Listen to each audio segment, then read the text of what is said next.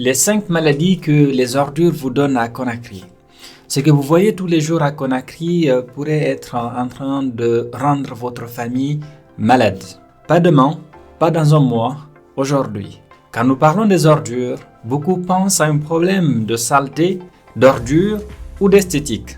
Mais en tant que médecin, je vois autre chose. Je vois des enfants hospitalisés, je vois des familles aux urgences, je vois des maladies qui pourraient être évitées.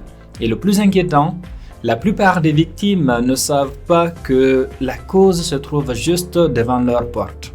Aujourd'hui, je vais vous montrer les 5 maladies les plus dangereuses favorisées par les ordures à Conakry.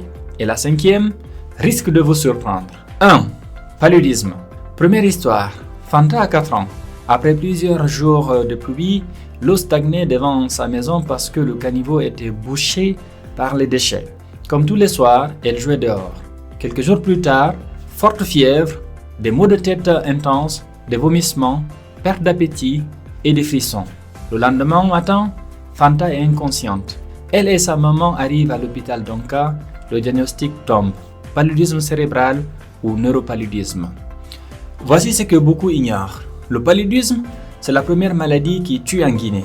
Et je dis bien la première, pas la deuxième, la première, surtout chez les enfants de moins de 5 ans.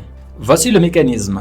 Les moustiques femelles anopheles, les vecteurs du palu, pondent leurs œufs dans de l'eau stagnante, une eau qui ne bouge pas. Des eaux comme celles qui restent dans des caniveaux sont bouchées par les ordures après chaque pluie. En 72 heures, dans un caniveau bouché, une dizaine de larves deviennent des moustiques adultes. Ces moustiques piquent la nuit et quand les moustiques piquent Fanta, ils lui injectent le parasite Plasmodium falciparum. Ce parasite détruit les globules rouges et dans les formes graves, il atteint le cerveau. C'est le paludisme cérébral, la forme qui tue. Comment se protéger? Dormir sous une moustiquaire imprégnée d'insecticides chaque nuit, sans exception. Éliminer toute eau stagnante autour de la maison. Vider les seaux, les pneus usagés, boucher les caniveaux. Ne pas laisser des ordures s'accumuler devant votre maison. Elles obstruent les caniveaux et créent des gîtes larvaires. Consultez immédiatement si fièvre chez un enfant de moins de 5 ans. Ne pas attendre. Faire tester avant tout traitement. Ne pas s'automédicamenter. Utilisez des répulsifs anti-moustiques le soir pour les enfants qui jouent dehors.